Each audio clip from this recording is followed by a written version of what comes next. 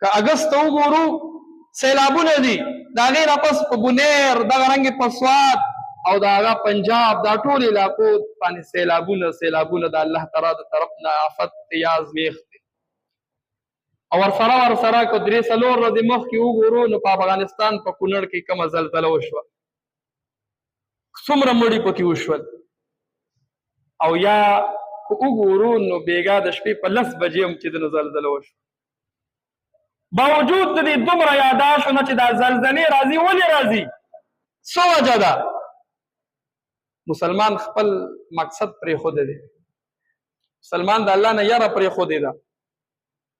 د مسلمان زړه ته دا غیر د دنیایي محبت دا دومره وردننه شوی دی چې ده باندې آفتونه راځي، اوري، ویني، په خپلو سترګو یې ویني، بیا هم سبق نه حاصلوي، بیا هم د ده زړه نه نرمېږي، بیا هم د ګناه نه پرې نه ښودله، بیا هم د سود پرې نه ښودو، بیا هم ته بدنیتي پرې نه ښوده، بغض او حسد او کینې پرې نه ښودله.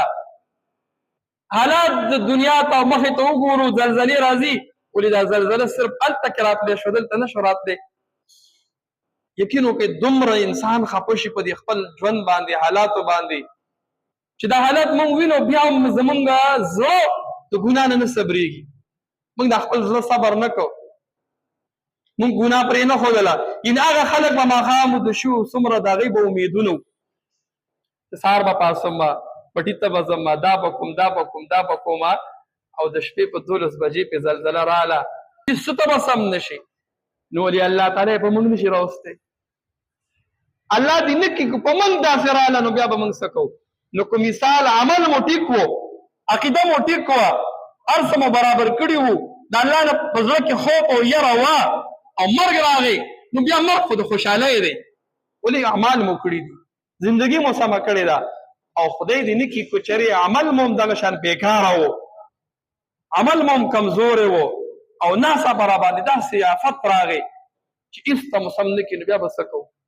نو ګزارش د اجتماعي امت ته دا درخواست دی چې د الله ته دې متوجه شي، د الله په حضور کې دې کلکه توبه وباسي، بس کې دا ګناهونه پرېښودل پکار دي. که چېرې موږ ګناه پرېښودله او نیک اعمال مو شروع کړو، الله له مو ښکلي اعمال ولېږل، الله به ښکلې فیصلې راولېږي. او که چېرې زموږ عملونه داسې وي چې موږ وایو کېږي به، ګورو به ورسره، او بس په زړه کې مو دا یو نیت نیولی چې دا به کومه، دا به کومه، دغه به حاصلومه، که هغه خیر دی، که ګناه وي، که هر څه وي، خو زه به خپل مقصد پوره کومه. نو دا یاد ساتئ، ژوند کې به خیر چېرې مو نه وینو، خیر به هلغې مومو چې موږ هر وخت د الله په حضور کې توبهګار یو، د الله ته جړه او فریاد کوو، د خپلو اعمالو فکر کوو، د خپلو اعمالو فکر کوو. بېګا چې څنګه زلزله وشو نو فیسبوک چې ما څنګه کولاو کو، نهر یو وي یا الله خیر زلزله، یا الله خیر زلزله، او توبه توبه.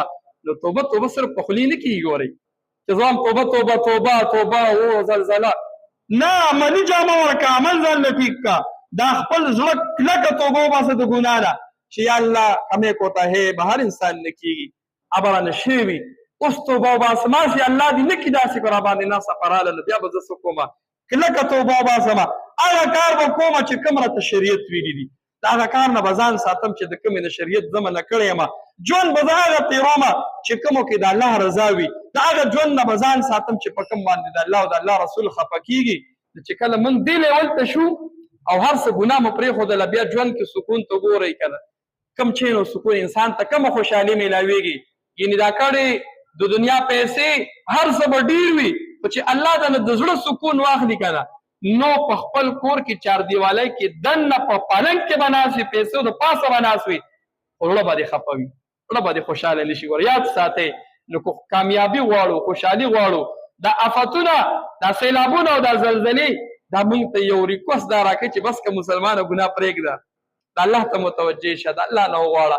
الله دې کړي داسې چې دا زموږ دپاره یو سبق وګرځي چې موږ د خپل ژوند د بدلون سوچ